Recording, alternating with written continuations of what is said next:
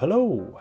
My name's Rob, this is Cattle Rabbit Scale Model Studios, and today I'm going to show you how to do some really cool zombie skin effects with contrast and washes. Really easy to do. I've been having a lot of fun painting up Poxwalkers for my Apostles of Contagion, and they love to use zombies and things like that, well known for it. And I found that blending washes and contrasts actually on the miniatures directly just gives a fantastic result. So I thought I would do a little video to share with everyone just how easy it is. There are a few little things you will need just to get started. Nothing major, don't worry, but I'm going to show you now.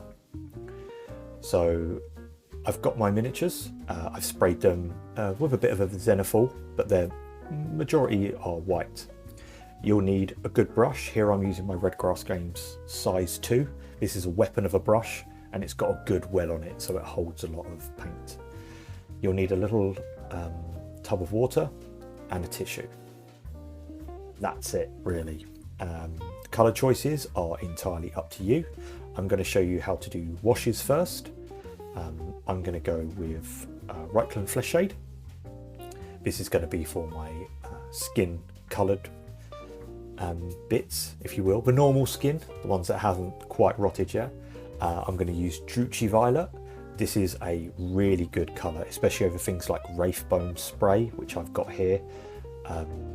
Just gives a great effect. And the last one, Caribou Crimson. This is going to be for my gross bits. And then what I do is I organise them into the way I'm going to use them. Don't forget to give your washes a really good shake. Sometimes when washes dry, they've almost got a little bit shine to them, even if they're not a gloss. Just means you haven't given them a really good shake. But once again, make sure they're in the order you want to use them. Make sure all the lids are open. The nice thing about washes, they give you quite a bit of play and drying time. So, you know, there isn't much of a rush, but I like to have everything ready. The first thing I do is I wet my brush and I just dry it off so it's a little bit damp. And then starting with the first colour, which is going to be Rightland Flesh Shade, what I do is I first work out where I'm going to put my colours. So if you're going to do half and half, know where you're working up to, it just helps formulate a plan. I'm going to do the legs, the middle of his belly, his back and things with this. For some reason the camera decided it found my hand a little bit more interesting than what I was doing, so I do apologise for this little bit being a bit blurry here. I will put up good pictures at the end so you can see the effects, and also once again if you are interested in how these guys turned out, because I have been painting them up, do head over to my Instagram. I'll leave a link in the description below along with any other bits of information that I feel that you might need. But all I do is I'm working around the miniature. Don't worry about going over too much or anything like that. Just make sure you've got everything you want, you know, your first colour. Just make sure that you are moving it around. You haven't got puddles of it, because you don't need puddles. But then straight away what I do is I wash my brush out, I give it a quick wipe, and now I'm coming in with my reds. Once again, what I'm going to do is just start painting it on. And we're not really going to have to do, well, anything really. The colours will naturally mix as they hit because they're wet. But all I do is I work just a little way into the Rightland Flesh Shade with the Caribou, which I'm doing here. And I'm just mixing those two washes together where they come into contact with each other, just ever so slightly, with short little motions like you can see here. On the leg, I'm working the Rightland into the Caribou and then the Caribou back into the Rightland. And because it's, you know, shades are really easy to work with, it's mixing on the thing and you're getting these lovely natural blends. And this is all in real time. As you can see, I haven't cut the camera away or anything like that because I wanted to show everyone just how easy this was. I think this section here was about 2.5 minutes. That's all it took me to get this, you know, really cool effect. And same again, I just come in with the Druchii Violet. I'm working it around the bits where I want, and I'm just making sure it's mixing, it's not puddling anywhere. I'm moving it around, just keeping it moving. I'm just making sure it's mixing into, like here I've come down the ribcage slightly to just make sure it's blending, and you know, I've come in here with a little bit in the Carroburg, and I'm working into this kind of, I don't know, weird slug foot thing he's got. I don't know, it's gross. And it's just a case of, you know, with nice temperatures where it's not too hot, you've probably got, you know, 10-15 minutes working time before it really starts to kind of set, and you know, before you start causing yourself problems. But you know, straight off the bat, you could stop right here and let it dry, and you've got a really good effect. However, what I like to do is I kind of look at where the washes have kind of settled and spread, because a wash will naturally want to spread to the deepest parts of the model. But what we can actually do is we can push a little bit of depth by coming back in with some of our shades. So it's always worth, or I find it is, just taking a step back, looking at your model and thinking, okay, well, things like under the armpits and, you know, like here, and you know, he's got like this kind of tentacle thing growing out. We can define that a little bit more. And how we're going to do that is we're just going to use washes again. So predominantly I used purple in that area. I've gone back to Druchii Violet. This is straight out the pot. And all I'm doing is I'm just painting it in to those bits to just strengthen that intensity of the wash and to really define some of those parts. Really easy to do.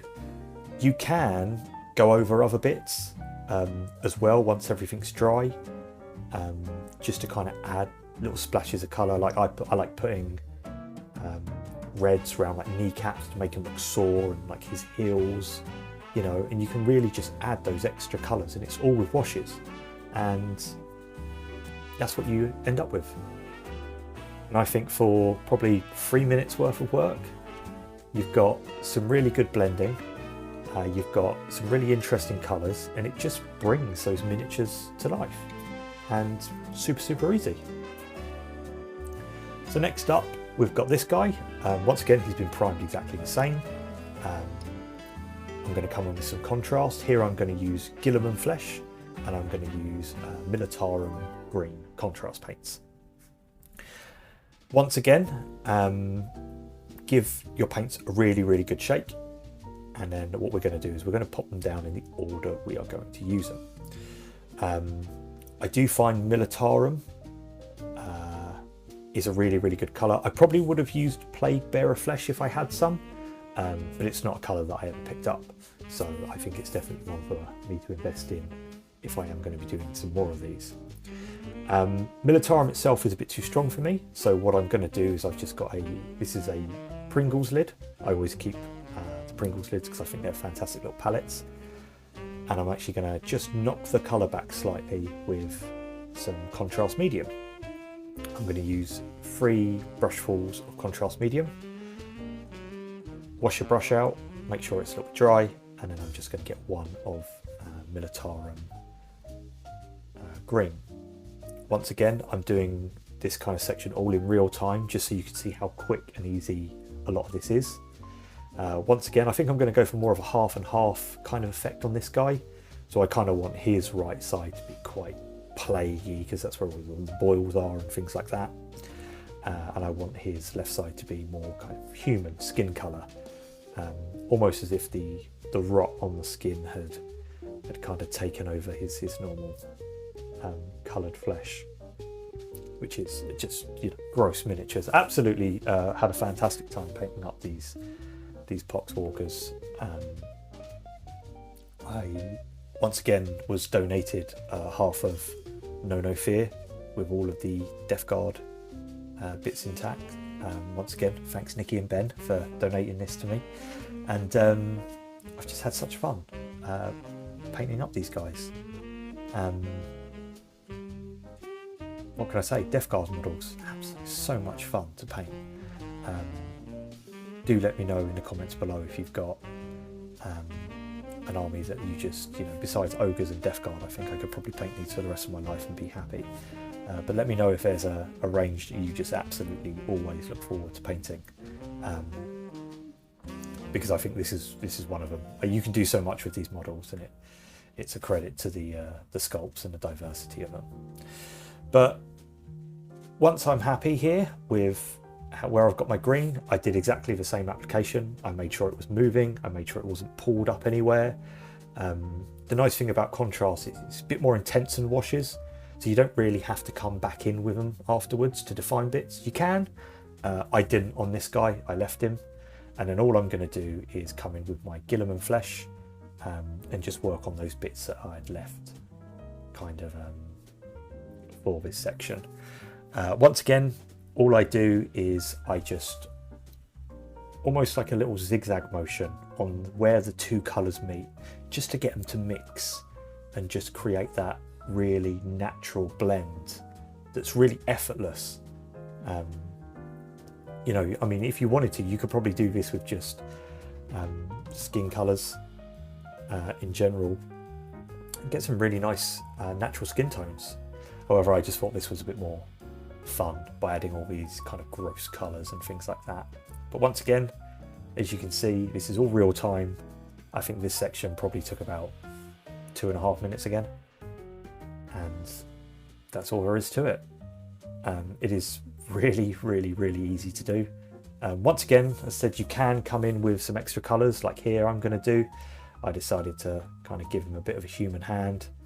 I did go in on his kneecaps where his heel would be quite sore from walking and stuff like that, and just added little bits of detail that way. Worked it across the chest a little bit more and just kind of took my time and just had a lot of fun with it.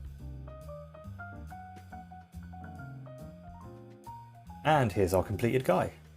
Once again, you can see that the paints have done a lot of the hard work for us. Really easy to do. You know, it gives a great effect. You know, I love how gross this guy is with all of the horns and stuff like that. And there's so many color combinations you can come up with these. Just be aware that contrast dries a bit quicker, so you will have to move a bit more sharpish as opposed to washes. But here's our two guys for about 5 minutes work for the pair of them. With just a little bit of preparation, I think they give a fantastic look. And, you know, I love all the different colors in big units like this. And I just use some colours that I run through the normal army just to keep time all together. But I think they look, you know, absolutely great. Once again, if you are interested in seeing these guys finished, do head over to my Instagram.